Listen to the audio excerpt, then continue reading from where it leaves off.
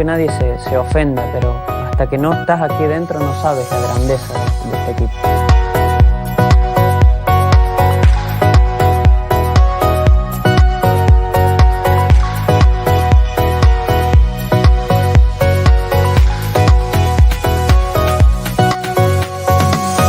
Só nós sentimos isso.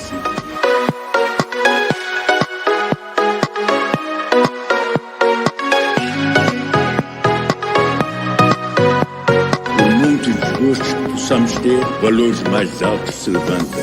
O valor mais alto que se levanta em termos futebolísticos chama-se Benfica.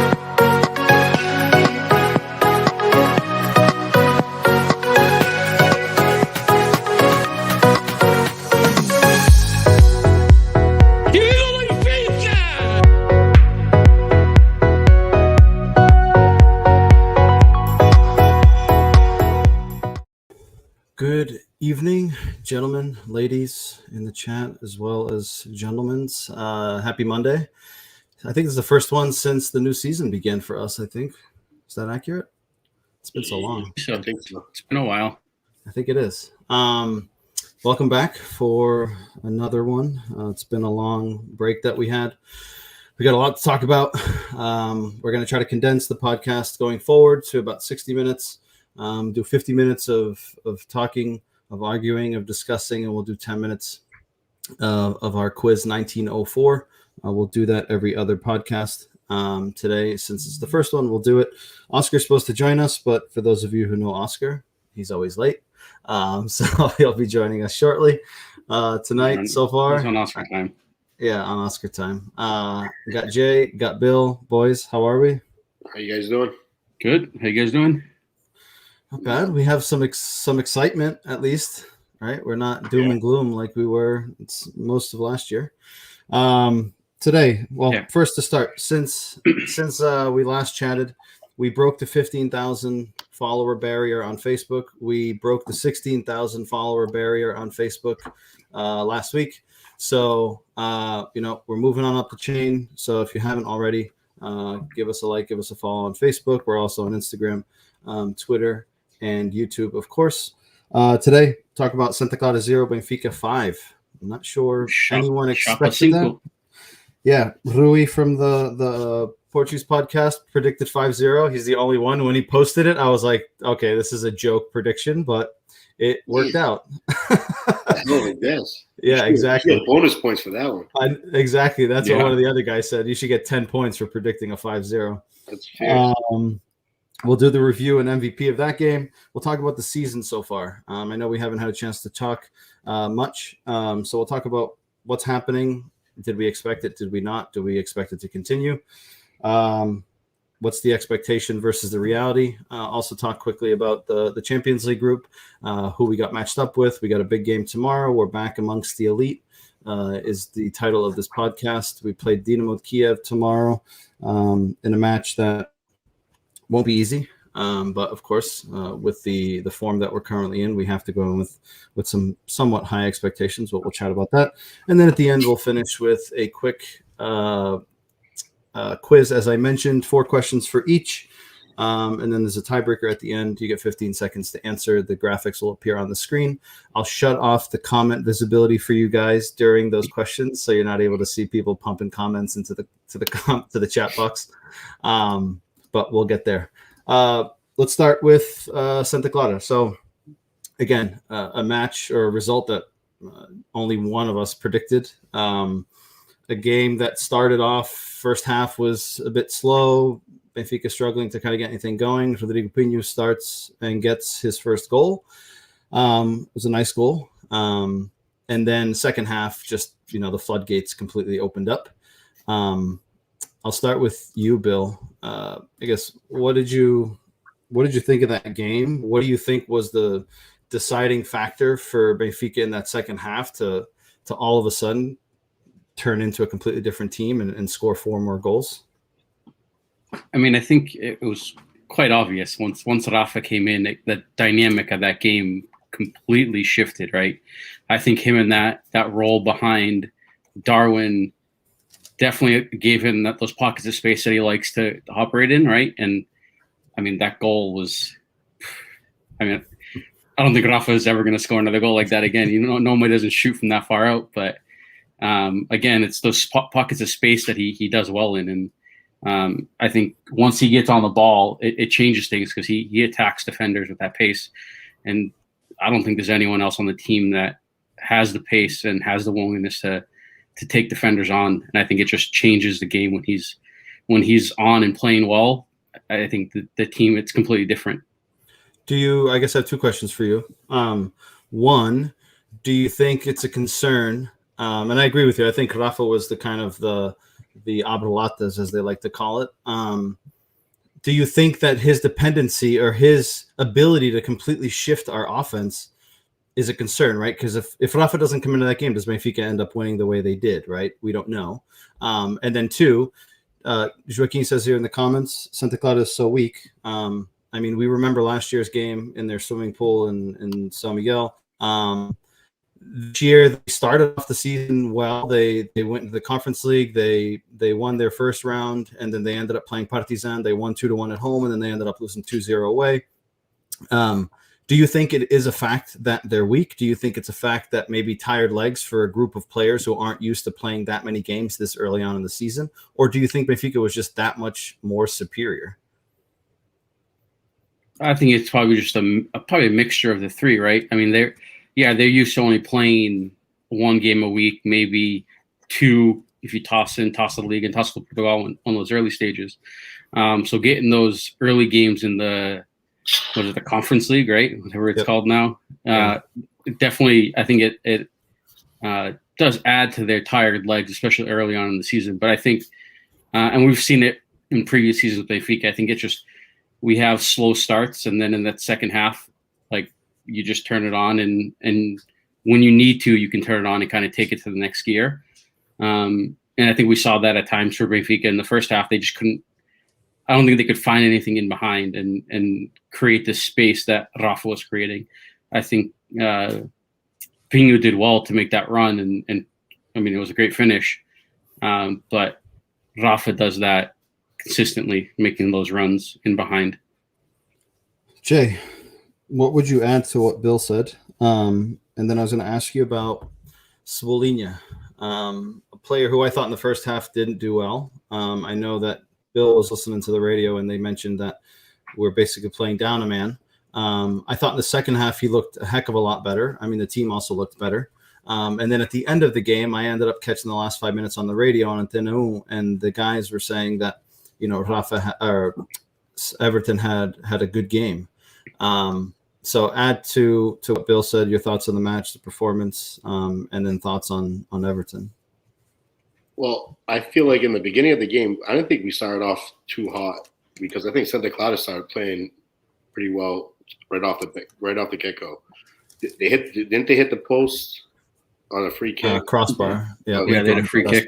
So, and I think Vlaco had to save one. I don't know who that guy that shot the ball, but he ripped it almost. It was about to go upper 90. It was about to be a nice goal. And Odie saved the hell out of it.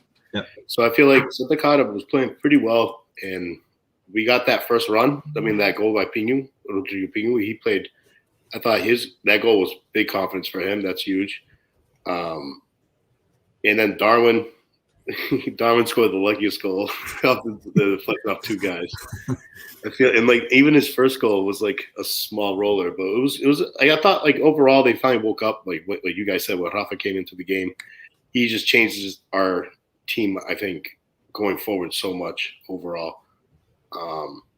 Everton, I mean, I think you pretty much said it. He started off slow, but I think he picked it up towards the second half of the game.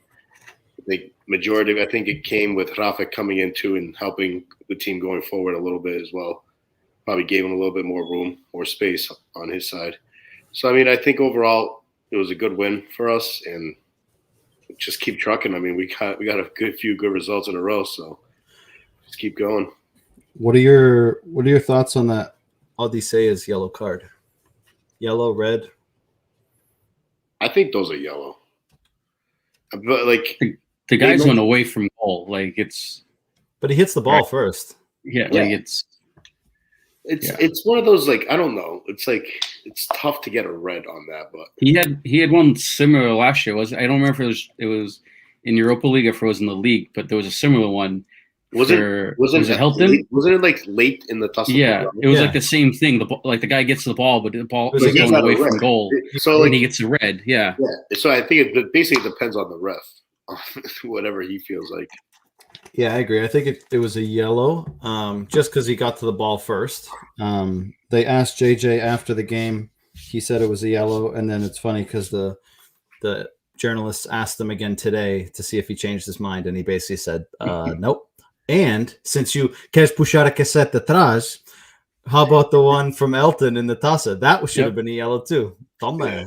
And with that, speaking of JJ, he's right on cue. It's like he planned it. Our buddy here. Yes. Favorite guy. There he is. Welcome. How are you? Hey, welcome. I'm good. Well, you welcome. You're the one that's joining us. We're not. Well, welcome back to the show. Oh, okay. The Oscar show. We were just chatting about the Santa Clara game. They gave their opinion, so I'm going to ask you for your opinion, and then I'm going to ask you your thoughts on that yellow card for Audi. Okay. Well, Santa Clara game was a game of two halves. You probably guys already talked about it. First half was it's just I don't know what the hell we were doing. I know we were saving a lot of players for the Dynamo game, but we looked very shaky in the first half. It was scary to watch. But then second half, they turned it up. I mean, all to say is kept us in the game in the first half. To me, I don't know if you guys are too early to do the MVP, but he's my MVP, even though Dharma scored 2 goals. He basically kept us in the game. Because if Santa Clara scored in the first half, it would have been a total different game. Yep. Yeah. So I got to give it to Audi. He's been stepping up this year. It's been impressive to see him come back from where he thought he was going to be gone. And then, second half, we just scored the first goal right before the half, and then it was all ours. It was just a goleada. If he played another 20 minutes, it would probably been 10-0. What do you think, before you keep going on, what do you think was the kind of that click that made us go from what we did in the first half to all of a sudden in the second half? We talked about it earlier. Bill mentioned Rafa and his ability to just create all sorts of problems for other teams going forward. Do you think it was Rafa? And I'll ask you the same question. Do you think there's a dependency there that Benfica has, that Rafa brings something to the table that maybe someone else doesn't? And if Rafa doesn't come into that game, do we end up unlocking it the way we did? And is there a concern going forward, right? Like if Rafa's not, it's almost like a few years ago, right, where Pizzi was on and he was scoring tons of goals, right? And if Benfica didn't perform, if Pizzi didn't perform, Benfica didn't really perform with him, right? Do you feel like that could be a case with Rafa? Like we're winning and we're not playing great, but Rafa gives us that other element that completely unlocks it. No, I think Santa Clara basically read us without Rafa in the game, and Rafa completely changed the type of the game, the way we were playing this. Because we're playing a lot of possession, a lot of touches on the ball, but not going really anywhere. And Rafa coming into the game out of that speed that Santa Clara was not ready for. And Rafa is that type of player. They can change. He did it in Seleção in the Euros against Hungary, right? Portugal was playing a lot of possession. Rafa came in, and they were not ready for that speed, that Rafa brings into the table. So I think it's not like we depend on Rafa, because we have players like, if Everton steps up, he can do that kind of stuff. He can change a game. Pizzi, João Mario can change a game but the Rafa's bring something different to the table, and that we're not used to having. And so I think what Rafa brings it's more useful in games like this where teams sit back, right? And they have their 2 blocks of 4 and not really worried about going forward. Rafa's pace and his trickery in between those lines helps. In a game where it's more open, I don't think we necessarily will rely on Rafa that much to kind of break down defenses. I think we have players, like Oscar said, João Mario, Everton could do it. They've shown they can do it. It's just games where it's essentially 11 behind the ball. It's hard to find that space, and just keeping possession isn't going to necessarily break those defenses down. Jay, you had a question? I actually have a question. Since in the beginning when Rafa came to Benfica, he wasn't the player that he's today, right? I feel like JJ being his coach the last 2 years, and I feel like the last 2 years is when Rafa's been playing like out of his mind. I really do think JJ has some effect on him. And I know you hate that, Oscar. No. It's not. My question is, do you think JJ affected his ability? Because like, let's think about it. His last 2 years, he's been really good.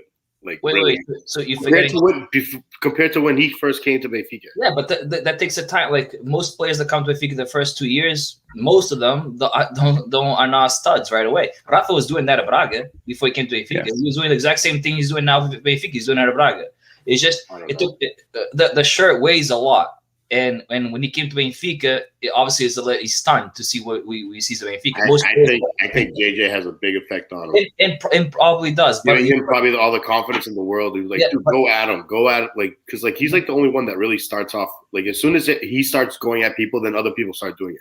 But you have to understand that he did the same thing with Bruno Lage last season. The last season Bruno Lage was there. I'm not. By the way, I'm not saying Rafa wasn't a great player, but like he had like that when he first came, he was not that great. Like I was always talking about like why did we spend the money? Ever since the last 2 years, I don't know if JJ just basically said he's like, dude, you're gonna be our best winger, this and that. Probably gave him the confidence. Because, like, yes, the ability's been there, but, like, it's what you guys are saying, the confidence in them. Can I tell you what Rafa's problem was the first 2 years with Benfica? What are you going to say? I would say it's coaching. No, Salvio. That's his problem. Tell me Rafa could start over Salvio when Salvio was there. And Salvio's towards the end of his career when Salvio was towards the end of his career and Bruno Lage was starting to get hurt. No, I know. And then Rafa stepped in when Bruno Lage was there. Rafa's had the best season with Bruno Lage last season when they came back against Porto. It was Bruno Lage. I think his best year was last year. And he's starting off this year the way he is. I think this year might be his best year, to be honest. I hope so, because he's at that age. He's the prime. He has to. Yeah. I agree. Even started getting like starts in the national team and everything. Like I feel like he's been a really dynamic player for us. No, absolutely. I from when we bought him from Braga, a lot of fans. A lot of people, 16 million. I know. But I always, you can ask your brother, Kenny, when he comes back into the show. I was one of the guys that believed in Rafa. Rafa's going to explode. He's going to explode. It took him a while, but he's doing exactly what I thought he was going to be doing. At Braga, he was very convincing. He just needed to step into Benfica and not let the shirt weigh that much. Maybe that's what it was, but I just felt like it should have been right from the get-go too. But I'm just happy that he's playing the way he is now. Last year, just for context, I've had 9 goals last year in all competitions. Now, how many Bruno Lage? Well, he has 4 already this year. No. I'm talking about last season. Bruno Lage was, what, 18, 19? Yeah. Rafa had 21. Yeah, so think about Bruno Lage. That's the last year with Bruno Lage. He played his best soccer. And him and Pizzi. I mean, hopefully, I would say that I think Rafa's biggest issue is consistency. I think that's his biggest problem is he'll go 2-3 games and perform and crush it. Yeah. And then he'll fall off. He starts off hot. Yep, exactly. So if he can stay consistent in this system, I think he'll cause all sorts of issues. So let's hope that's the case. Quickly to finish off on this game, MVP. I'll just read off the goal point. So Vlachodim was 6.7. Lucas Reis was 6.7. Vertonghen 6.8. Morato 6.7. João Mario 6. Weigl 6.6. Grimaldo 7.5. Everton 6. Darwin 7.9. And Pinho 6.4. Rafa had a 7. Jetson had a 5.5. Yaremchuk had a 6.1. Lazaro and Pizzi with a 4.9. Darwin was rated best player of the match according to goal point with that 7.9. The best player on Santa Clara was Lincoln, who I actually think is a really good player. They're number 10. He had a 5.8. Oscar, you already said Odysseus was your man of the match. If you had to pick another one, who would it be? Well, I think, Odysseus to me he just kept the Benfica in the game, so to me it deserves man of the match, right? But I think Rafa coming in the second half, changing the game the way he did and unblocking the whole Santa Clara defense, I think it deserves to be my number 2. Guys, I don't get me wrong. I'm not against Darwin. I mean, he did what he had to do. But Bro, I have text showing against. I know, but those. Oh, you got receipts. Keep those. Let's be honest. Screenshots. Those two goals are very shaky for a striker. Like I know The second one, I still don't agree with your analysis on the first one. Was a nice finish. The first one, come on. I'll even give Oscar. Like I thought he was gonna like shank that ball. Like, yeah. And then he hit it with his started bouncing. Yeah. Look, that exact position is what Ronaldo did against Manchester United. Fucking take with a left foot. Like you're in that position. Why you have to open up your body to shoot to the far post? Fakes him. Just fakes him. Opens up, fakes the far post, goes near post. And goes through the goal. He has to have a size too big shoe or something. Yeah, you fake by going through the goal. You don't fake to go through the goalie. You fake to go either the near post or far post. He tripped over himself again with running with the ball, didn't he? He slipped. He hit. The field was all messed up. If you watched, I thought he tripped by himself too. I was like, dude, did he trip over his laces? I was like, no. I thought he was gonna get the ball behind him when he was running. He hit the sprinkler. They showed the highlight, and there was a divot, and it legit like took a bunch of chunk of grass out. It looked like me golfing. Grass went flying. He went one way, the grass went the other. It's dangerous. No, I hope it just unblocks him. I hope it just it gets this weight off his shoulders and he continues scoring. But as a striker, I mean, Pinho had a 6 strike. Pinho had a block, finish. Right? So that's what I expected from Darwin when he came down the line with the left foot. Left foot. I didn't expect him to trip over the ball and shank it and happen to go in. Is Pinho lefty? He is. Oh. That's why it gives you that other confidence, right? He's a lefty. Dude, that was a good shot. I was like, okay. Now it makes you think too. We have really good forwards this year. Like there's like no issue. Like in that situation, Darwin likely cuts it back to his right? Because he's not one, he doesn't have that confidence yet, but 2, he's not as comfortable on his left foot, right? His second goal is a left shot. Yeah, and did you see where it was going? I know it was going. He's going probably to the moon, but like still, like well, it had to be going on. It had to be going on target. It was on target, but the goalie might have been able to just like plop it down with his face. It wasn't going anywhere. And then it took 2 deflections, not 1. It took 2, and then it ended up going in the back of the net. Bill, who's your MVP?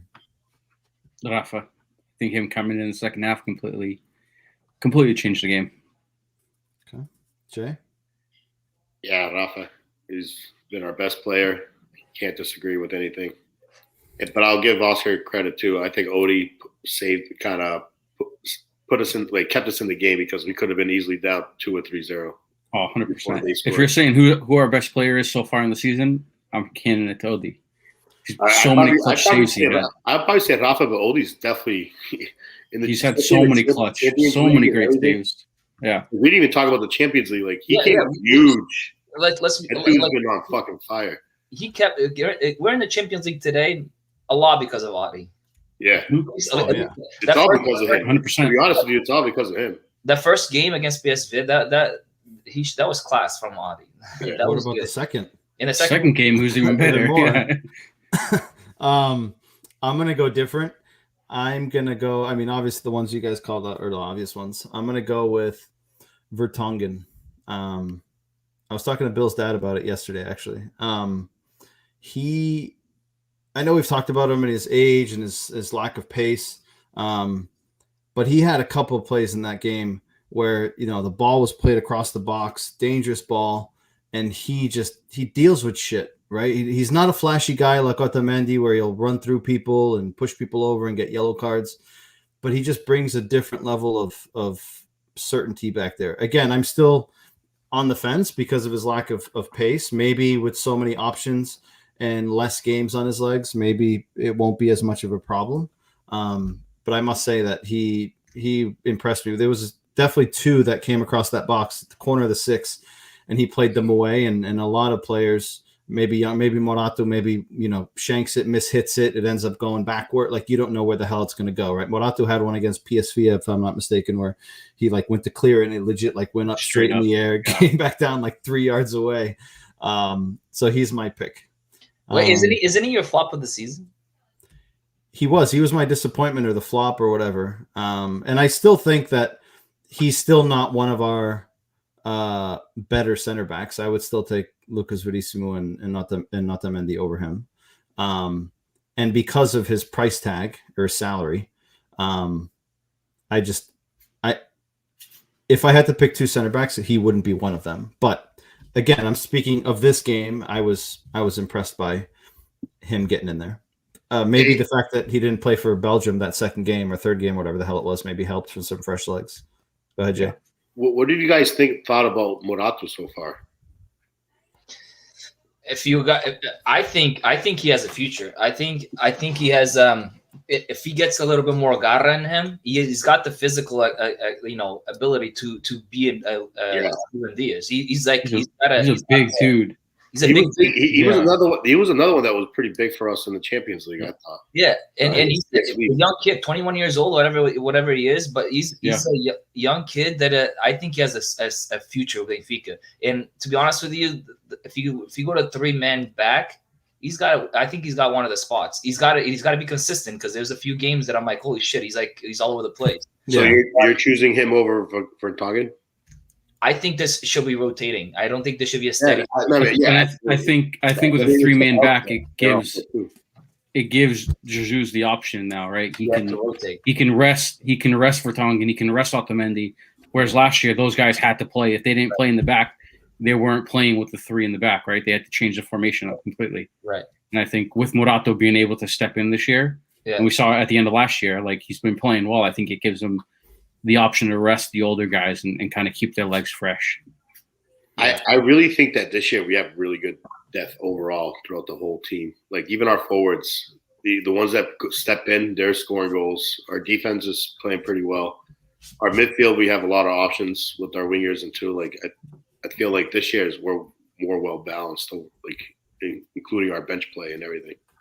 That's a good segue into our next topic here. But quickly, Steve in the chat says, "Do you guys know if the new left we got from Marseille is hurt? Why not give him a few minutes?" He came in. No, he's talking about the Serbian. He's talking about Radonjic. Radonjic was on the bench the game before. He's not. He played for the national Serbia. team. Yeah, so I don't believe he's hurt. Not hurt. And looking at it, he wasn't on the Bulletin Clinical. So how did he play in the national team? I know nothing about the game. He came in as a sub. He's a player similar to Rafa in the terms of pace, in terms of wanting to go at guys. He can play anywhere across the front 3. So I'm sure he'll give us some options up there. He'll give us something different than maybe like a Cebolinha gives us. But it'll be interesting to see kind of how he fits into the team. But I guess I'm not surprised, given that he hasn't probably practiced much. And I think he actually came with a knock, but he did play for the national team. So I don't see him on the Bulletin Clinical. So I'm assuming he wasn't on the bench against Santa Clara simply for a JJ choice and nothing else. Steve says he'll replace Everton easy. Will be an easy choice. We'll see. I mean, Everton's a big spend, so hopefully he does something this year. Have we lost the guys that were supposed to leave, like Vinicius and all those guys? They leave? Yeah, Vinny went to PSV for 2 years. We lost. He went on loan for 2 years. Yeah. And Cantinho went to Braga, But right? like Chiquinho went to Braga. The only one I think that stayed is Gabriel. When Gabriel was, they're trying to get rid of him. Yeah, he's still on the team, and I think Jetson. I am out or something. Like, let that guy leave if he wants. They put him in timeout, which I think is really weird. And just quickly before we jump to the next topic, Gabriel is not practicing with the A team, and he's not allowed at the Seychelles at the same time that the A team is there. But why is that? Do they explain it? I mean, obviously they're not going to put that stuff outside, right? That's stuff that stays within the club. But I just think it's really weird. And he must have done something stupid. And his personality, I feel like he would do something like that, because they had a deal lined up apparently to get him to go to Rostov, and he was fine with it. And then like in the 11th hour, he was like, no, never mind. I don't want to go. So basically his practices are alone, and his practices are at opposite times of when the team is at the Seychelles. So if they're there in the morning, he can only go there in the afternoon, and vice versa, which I think is really weird, but who the hell knows what he was doing? Something had to have happened behind closed doors. Yeah. I mean, they demoted Samaris, but he was playing with the B team and he was practicing with the B team. The fact that he's not even allowed at the Seychelles with the A team seems really weird to me. Yeah. But, next topic here we have is where the hell's my piece of paper? Oh, season thus far. So expectations going into it versus the reality. The reality is that we're 5 for 5 in the league. We've scored 13 goals, 2 against. We conceded against Moreirense. We conceded against Tondela. In the Champions League, we have played 4 games, or Europe, we've played 4 games. We scored 2 goals in 3 of them, and then in one of them there was a goalless draw. So in 9 official matches, we've had 6 clean sheets, which is impressive. I don't know what the hell. I can't even. We've scored 2+ goals in all but 1 official match, which was that 0-0 draw against PSV. So, I mean, we're scoring goals. We're keeping clean sheets. Again, it might not be, against the Portos and the Sportings of the world or the Bragas of the world, but we're keeping clean sheets, right? Last year, there was a lot of games I think we talked about in the group chat, right? That game against PSV, right? They were banging at the door and we didn't concede, right? In last year's mindset, we concede a goal there early and then just get blown away. Jay, I'll start with you. In terms of what you're seeing today, did you expect it? Maybe not to go 5 for 5 and do what we're doing, or do what we did to get into the group stage. But are you surprised? Are you not surprised? Do you think we can maintain it? What are your thoughts there? Not really surprised since I predicted all those victories as well. No, I mean, it's usually you get 1 or 2 games. I think you mentioned all the games that we played. Not really surprised so far. The Champions League, I thought that those games were a little bit tougher. The PSV match especially.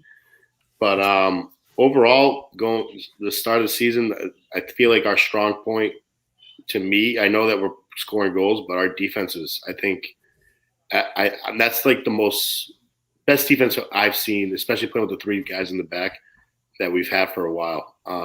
I trust every single one of those guys, or 4. I even trust Morato now. I just feel like we can defend, and if we can just get Rafa to make a couple good runs or get behind the defenders and score goals, I feel like we can defend out like we did against PSV. I mean, that game, that's all we pretty much did was play defense. And Oscar mentioned it earlier, Odysseas has been huge. I don't know what he's on, but he's been playing outstanding since he got his job back. So I feel like that's the position area that I'm most comfortable. And João Mario also helps play in the midfield. I think he's a better player to distribute the ball also. Okay. Question for you, Jay. Between Pino, Darwin, Yaremchuk, who else? Steph. I literally, your dad mentioned him yesterday, Bill, and I was like, I forgot. So between the 5 of them, Jay, who are give me your rank between the 5 of them. Who you're most comfortable with? Oh, dude, that's a tough question. We're going off of form, right? Like current form. Yeah, current form. Okay. Yeah. 5, I'd probably go Seth because he really hasn't been playing, I feel like. He's been hurt. Yeah. 4, Pino. 3, Darwin. I'd probably say 2, Yaremchuk, and 1 was. I really have the most confidence on Ramos right now. I feel like he's been playing really well. And even if he comes off, but like starting a game, I feel like that dude runs. Like he's just always running throughout the whole game. I feel like that would be my order. Okay. Yaremchuk scores goals though. Oscar, reality, expectations versus reality. You surprised? You're not surprised? I'm not surprised. We haven't played last year we talked about this. I knew this was coming. Here we come. Schedule. It was anyone. That was only 5. Hey, that was only 5 games. No, only 5 games, and we didn't get into champions. Wait. Last year we had 5 games. Scoring goals, goleadas after goleadas. we're champions. Nobody's gonna beat us. We spent $100 million, and we didn't have goleadas last year. We had Yeah, we one did. Yeah, we 5-0 did. against Famalicão. right, and we have 5-0 against Santa Clara. So let's before we throw off Fugic, let's calm down, because we had the exact same thing happen last year. The only reason why we came out of Champions League last year is because of 1 game away. All right, if we had 2 games, we would have been in the same exact situation we are this year. All right. So let's calm down. We haven't played anybody hard other than PSV, and the PSV could have gone either way. We didn't dominate PSV. All right, so it kind of got either way. So let's calm down. We haven't played. Let's wait until we play some hard games in like Sporting and Porto, Braga, and then we talk about this. Tomorrow, Dynamo Kiev. Let's see how we do against Dynamo Kiev. That's a tough game. I agree with that. I can agree. No, I agree, and I give Oscar shit, but I agree. We've beaten the teams we should beat, right? Like the schedule for Benfica at the beginning has been favorable, right? Except for the Champions League stuff. We don't know who you're going to get, but in the league, yeah, we've had a pretty easy schedule so far. And then out of the 2 teams in the Champions League, I thought Benfica dominated Spartak, and then against PSV, like Oscar said, that could have easily gone either way. The first game, yeah, we won, but I think it was a pretty good game both ways. And then the game there was just, I mean, a nice defensive wall from us. Yeah, guys too. So yeah, good. But I agree. We've won the games we should win, which is good.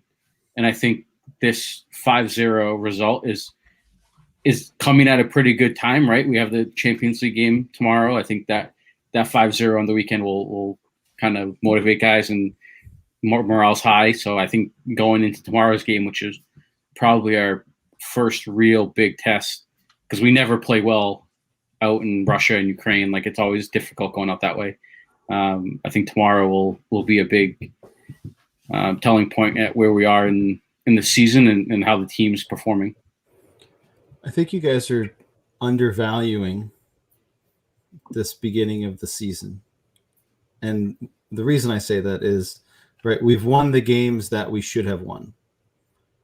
In theory, the games that Benfica should win are all of the games except the difficult ones against Sporting and Porto and maybe Braga. Benfica dominated Spartak. They never got out of first gear. In Russia, we fucking torched them. We could have put that game away in the first half, and we missed a lot of chances. Second game, cruise control. Spartak was scared as hell. They played in the deep block, and Benfica basically just possessed the ball. We still came around with a 2-0 win. Against Moreirense in the first game of the season, Diogo Gonçalves gets a red card. A Moreirense team that last year we went there and tied, if you guys don't forget.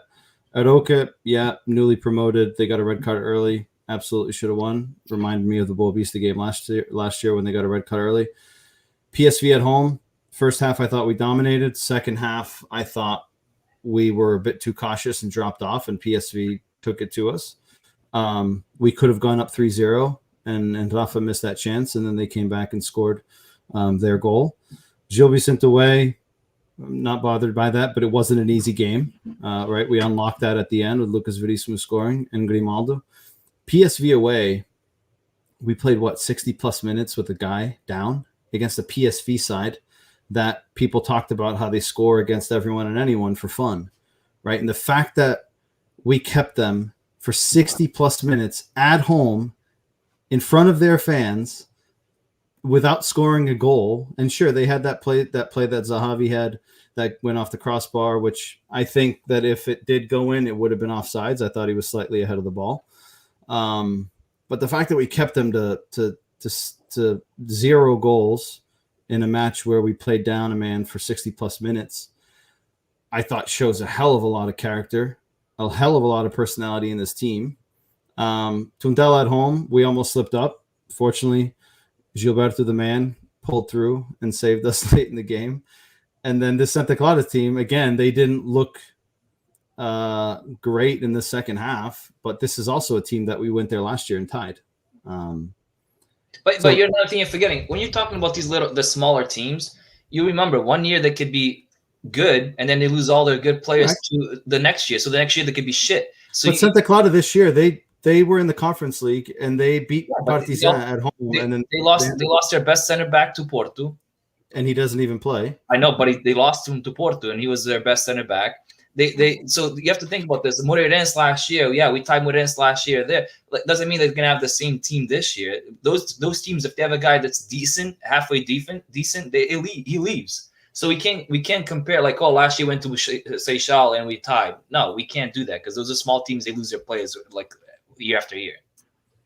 No, I agree. I just think I agree with the mindset of we haven't played anyone apart from PSV that should have really challenged us. I think tomorrow, like you said, will be a really good test to see where we're at. But I also feel like we shouldn't take away or devalue, right? But what we've done up until now doesn't mean we're going to be champions, doesn't mean that we're going to win out and we're going to win everything, right? But I feel like a Benfica fan's mindset is always to like, slow down. We haven't done anything great yet. Let's relax. I get it, right? You don't want to get euphoria because we beat, the Gil Vicentes and the Tundelas of the world. But I think we should be happy and content with what we're seeing, right? To what we came from last year to what we're seeing today. Like, and I'll go around the table here quickly. What do you think is the number one thing that you could say we've improved on from last year? Like the most obvious and glaring thing. Oscar, our midfield. I'm going to wait for myself. The midfield. Number the midfield. I'm going to wait.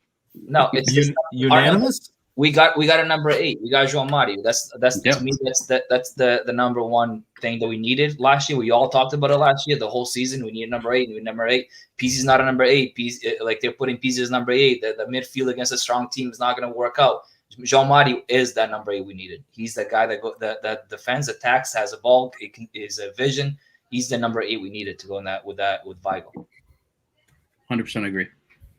Jay? Yeah, probably the only time I'll 100% agree with Oscar. It's definitely João Mario, and like it's not even a question. See, like imagine Tarab still being there.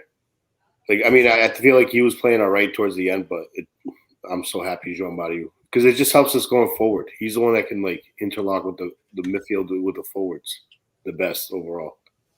He gives you that assurance in ball possession and passing ability. And Mike, don't get me wrong. Every Benfiquista is happy with the run they're on right now. Every Benfiquista is, but we just have to look at like this. We're in the exact same position we were last year, other than being in champions and not in champions, right? Exact same position, undefeated, 5 games. We're in the top of the table. Exact same situation. So the only thing I'm not doing is throwing forgets. I'm not. I kind of have reserved myself for let it keep playing like this for a little longer. Oscar doesn't want to get disappointed. He's got the fugates in his closet. He's not ready to go. He got burned last year with the last year the parachute. Last year, we hit a cliff pretty hard. Oscar's still waiting for the cliff. Yeah. Maybe this year. Yeah, maybe this year we'll see the cliff. Moving ahead. Dynamo Benfica tomorrow. First game of the group stage. We're back amongst the elite. Last 4 times we've played these guys, we've actually been pretty good. So 2016, we beat them in the group stage 1-0. In the same season, we went there and won 2-0. In 91-92 season, we played them again in the group stage. We beat them 5-0 at home, and then we went and lost 1-0 away. In the league, they have played 7. They got 19 points. They've only lost points once, which was a tie against a team I can't pronounce, and they're in 10th place. I think it was 1-1. So these guys, similar to PSV, right? They score goals.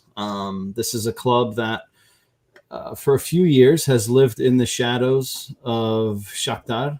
When people mention Ukrainian football, Shakhtar is normally one of the ones more recently that comes to mind. Maybe for Portuguese people, even more so, with Luis Castro having been there, Paulo Fonseca having been there.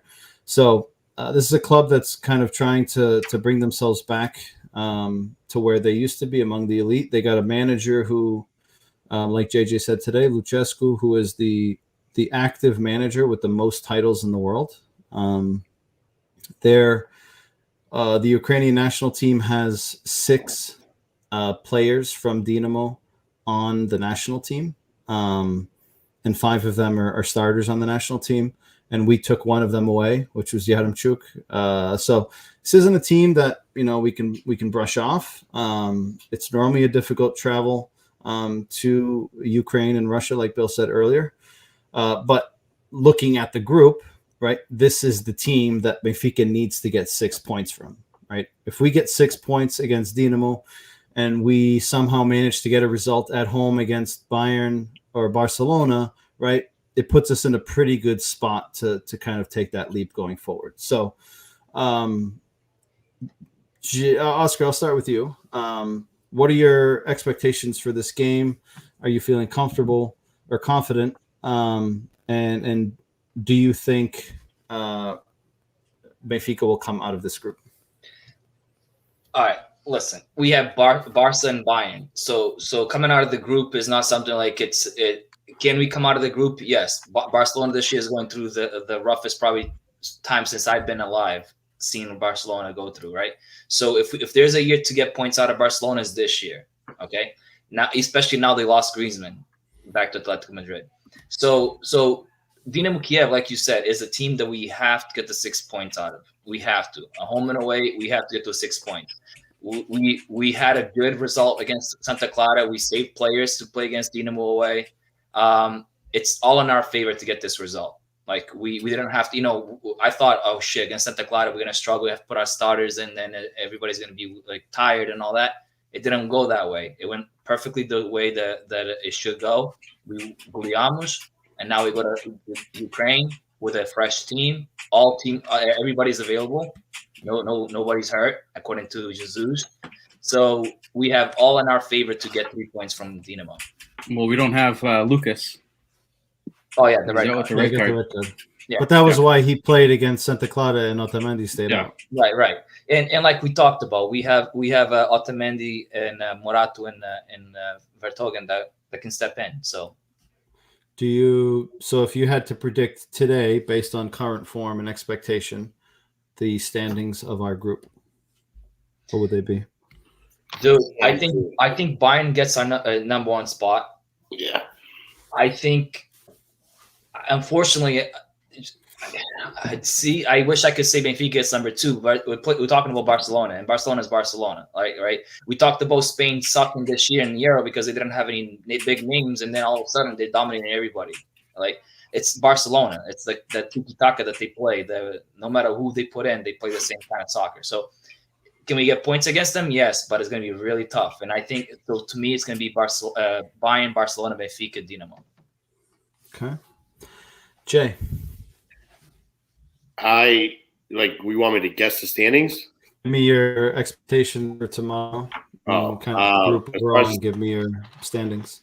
As far as the standings, I'll just say I agree with Oscar. Even though I'm not a big fan of Barca, they still have players on that team that can bury the ball in the back of the net, obviously. But I think you mentioned it earlier. If we can get the 6 points from Dynamo, that'll be huge. But I don't think Dynamo is not going to have any points at all either. So we gotta score goals over there or make it tough on them because they like to play at home. I think you mentioned earlier they scored 11 goals the last 2 games at home. It's going to be a tough game. I'm like torn on my prediction on this game, but I feel like if Rafa can cause some problems on that back line, and I feel like we could get a result, but I feel like it's going to be a tougher game than everyone thinks. Like, I don't think Dynamo's a pushover at all. No, they're not. Like, I think it's going to be a lot tougher. Like, feel like it's a game that we might have more possession of them, and they can hit us on a counter. Boom. Like something like that. Okay. Or vice versa. Or yeah, that too. True. Bill. The reason I'm torn, I don't know how this. Like, I still don't have my prediction for it. Usually I know it, but I don't know. Well, start thinking about it. It's coming up soon. I know. Bill. Yeah, I agree with everyone else. Right, it's going to be a tough game. Traveling out to Ukraine is always tough. I think what might be in Benfica's favor this time is the fact that we're not going out there in like December or November, right? Like it's early September, so it's not freezing conditions, and the players won't be wearing like hats and gloves like we've seen in the past. So that, like weather-wise, they won't have to deal with anything crazy. But I think Benfica has the squad, and they should go there for the win. I don't think there's any reason for Benfica to come back from Dynamo without the 3 points. And Mike mentioned it, like, yeah, this game against Dynamo, the 2 games against Dynamo are the games we have to win.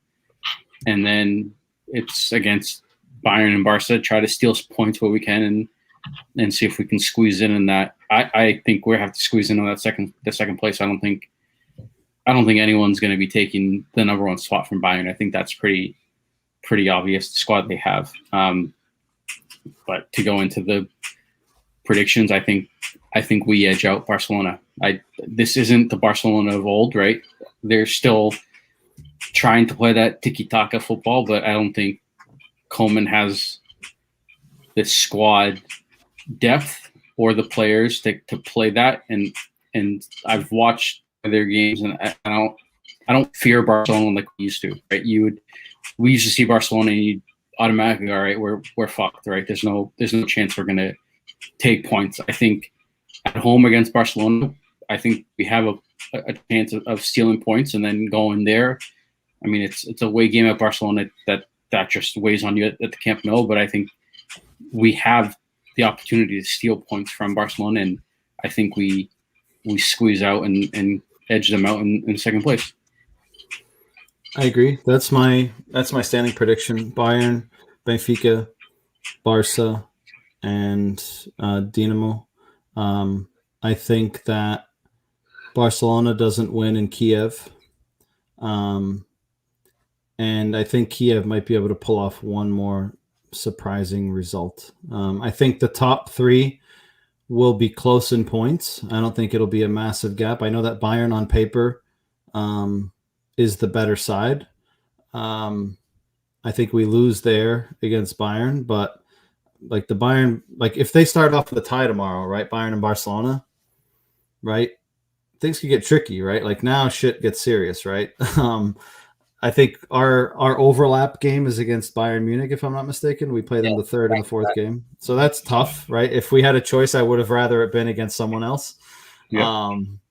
But I think those 2 games are going to really be telling as long as we don't slip up tomorrow against Dynamo Kiev. Our last game is against Dynamo at home, right? Correct. Yep. That's also good. Yeah. Oscar, I'll start with you. What's your prediction for tomorrow? Damn, man. I think it's going to be a 1-0 game and for Benfica to win, score on a counterattack. Okay. Bill? 2-0, Yaremchuk with 2 goals. Damn, against his own team. Old team. Jay?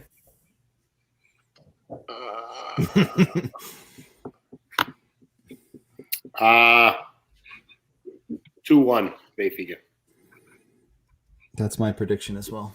I was going to say 2-1, but I'll stick to 1-0. 1-2, 2-1. I think Benfica goes up 2-0 and then they score a goal. And I hope what Bill said. Yaremchuk scores both of them. Imagine that. Cause a robbery nice. over there. All right. So I'm gonna shut off the chat for you guys so you can't see it. If I can figure out how the hell to do it. Guests see viewer comments. Okay. So I'm gonna pick at random. I'm going to pick at random here. I got 3 flashcards with your names on them. I'm going to put them on the ground or on the desk and see who I pick first. And the rules of this game. I want to know the rules. Hold on. Let me open up Google. It's trivia. That's the rules. So Jay's first, Bill's second, Oscar's third. You each get 4 questions. I hope they're and you'll get 15 seconds to answer. Answer all 4? No, one at a time, Caralho. You new at this? You never done trivia before? All right, so Jay, you're up first. Let me see if this takes up so it cuts them off. Hold on, let me shut this off. Give me an easy one. All right, so I'm going to start with Jay first. Since he's on top, you guys are going to get cut off a little bit, but that's fine. because you're not answering. So, Jay, first question here. 1998 season. Benfica defeated Beitar Jerusalem 6-0 in the first leg of the UCL. Oh, my God. Did I give you the answer? Oh, my God. I'm an idiot. That's fine. I have an extra question I can give you. All right. Lumbo. I'm so happy because I have no idea. Did you see it, Luis? I clicked on the wrong thing. Hold on. 1998. I have an extra question. I'll give you the extra 10 years question. old. All right. Pierre Van Hooijdonk joined Benfica in 2000. From what club? A, Feyenoord, B, Vitesse Arnhem, PSV, or D, Ajax? I think it's A. You got 8 seconds. Is that your final answer? Yes. Feyenoord is his answer. The answer is Vitesse Arnhem. He did play for Feyenoord, though. I was going to say A too. Yeah, me too. All right, 0 for 1.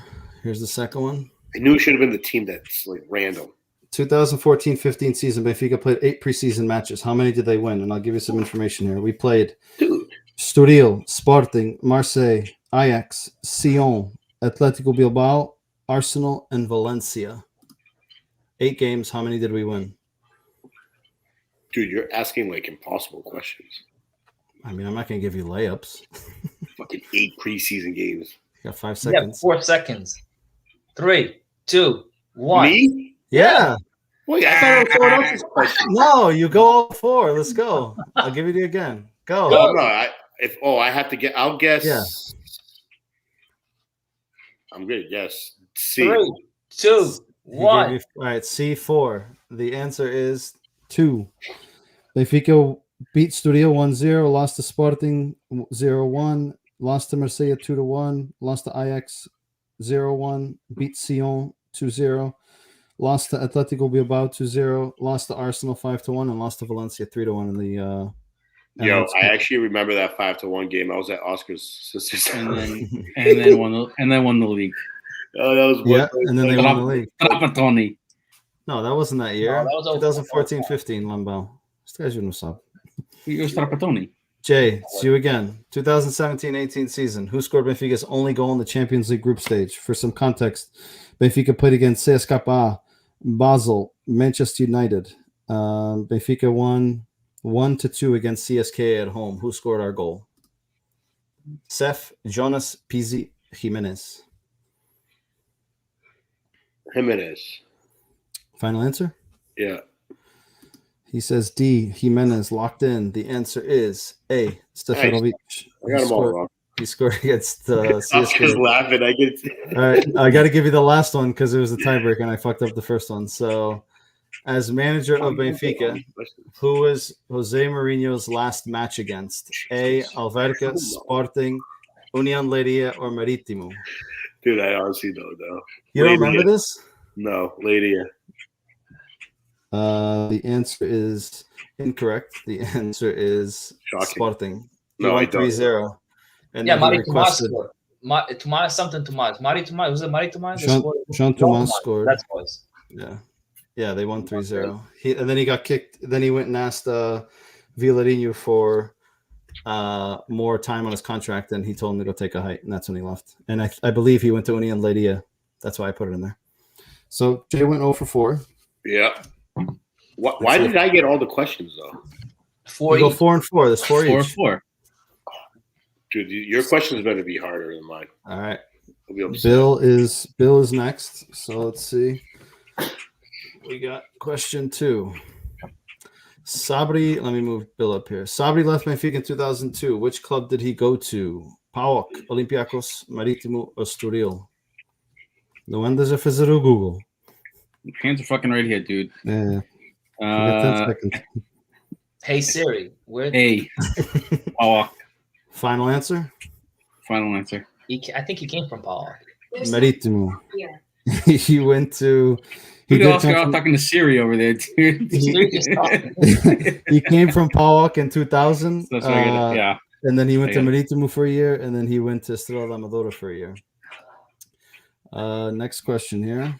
We got 2003-2004. Benfica beat Porto 1-2 after extra time in the Taça Portugal. Fisa scored the first goal. Who scored in extra time? Socota, Simão, Giovanni, Nuno Gomes. I'll kill you if you don't know this. I actually know this one. Oh my god.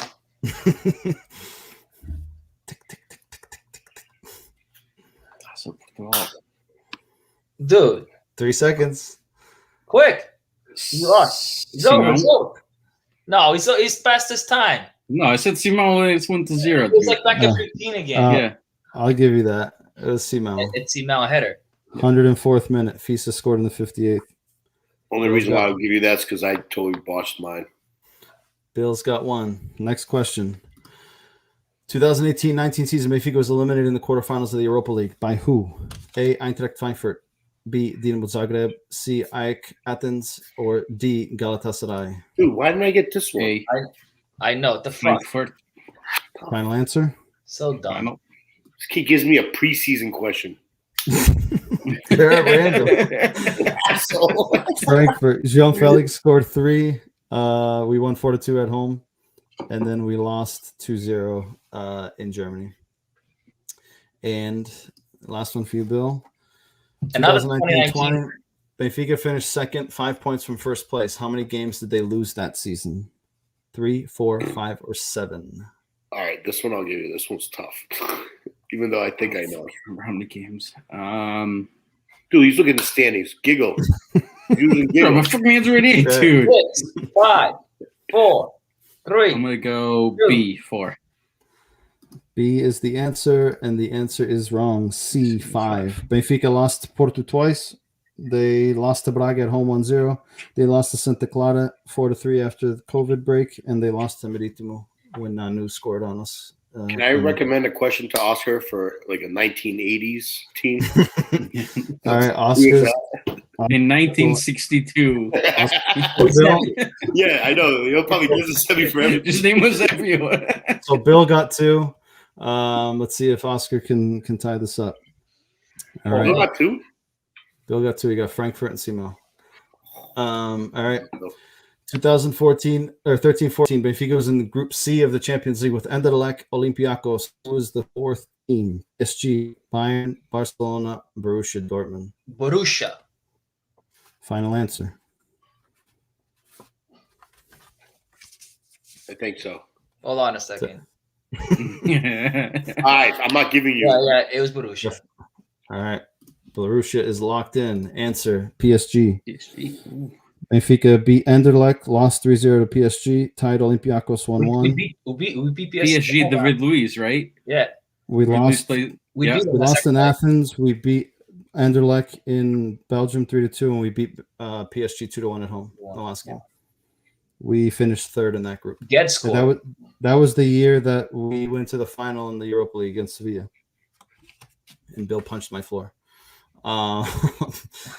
Next question. Manuel Fernandes. How convenient that he got this one. Look at this. Why, you should Not have. called see up that. on the senior team in 2004 with Camacho. What number was he? 37. Final Dude, answer. this should have been my question. Say your final answer. Yeah. If Oscar gets a Nuno Gomes question, this is rigged. So, It's fucking rigged. Rigged. Oscar's got 1. Last time Benfica played Dynamo Kiev in Ukraine, we won 2-0. Who scored the goals? A. Salvio Mitroglou. Salvio and Servi. Geds Pizzi. C. Salvio scored a Mitroglou, PK, 2, Servi scored a normal. Salvio, I just told you. Salvio scored a PK, Servi normal. This kid fucking. Final watched- answer? He definitely saw the YouTube thing clip before. The answer is Salvio and Servi. He watched the YouTube today at So work. if Oscar takes this one, if he gets this one, he wins it. 2019-20. Benfica Oh, lost come 3-4. on, dude. Benfica lost 3-4 at home against Santa Clara. Vinny scored the 2nd and 3rd. Who scored the 1st? Rafa, Sef, Pizzi, or Servi?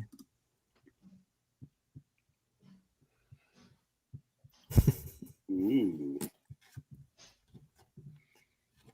Dude, I'm going to say Peasy because I'm just going to go with Peasy. Final answer. Time's up. Time's up. Well, I already this said is- Time's up. he's locked in. He's locked in. The answer All right. is Rafa. I tied Bino. You did. You tied. I had a tiebreaker, but I had to use it with Jay. So Yeah, fucked up. I messed up. So we got a tie for today, but next time I'll have 2 tiebreakers just in case I fuck up. So boys, we kept it Close. 2 minutes over because we started a little bit Pretty late. close. It was a good conversation per usual. I know we got a lot to unpack, but we're trying to keep these a little bit more condensed to be more easier on the ears or the eyes for those that are watching or listening after the fact. Big game tomorrow. We need a result. We need to get 3 points. Hopefully we come away with the 3 points. We will be back next week to talk about that game and the next league game, which I don't even know who the hell it's against. It's against Boa Vista at home. I think it's Sunday, if I'm not mistaken, or Saturday. Hey, before you let go, can you It's Monday. It's Monday. Hey, can we last year, who was our first loss after the 5-0 streak? Boa Vista 4-0. Yeah, 3-0. Yeah, whatever. We got torched there. I remember that very, very, very. Thanks, Oscar. Appreciate it. You reminded. You said that game like a million times. Thanks for the reminder, Oscar. Just saying. All right. Who invited this kid? Seriously. Don't forget to follow us on social media, on Facebook, on Instagram, on Twitter, and on YouTube. We're not doing predictions to that game. We can do it now if you want. I figured since it's such a big gap, we can just do it in text after. Yeah, I'll wait. Do it. You don't know what's going to happen. Well, boys, it was a pleasure as always. We will be back next week, and Viva Benfica. Viva.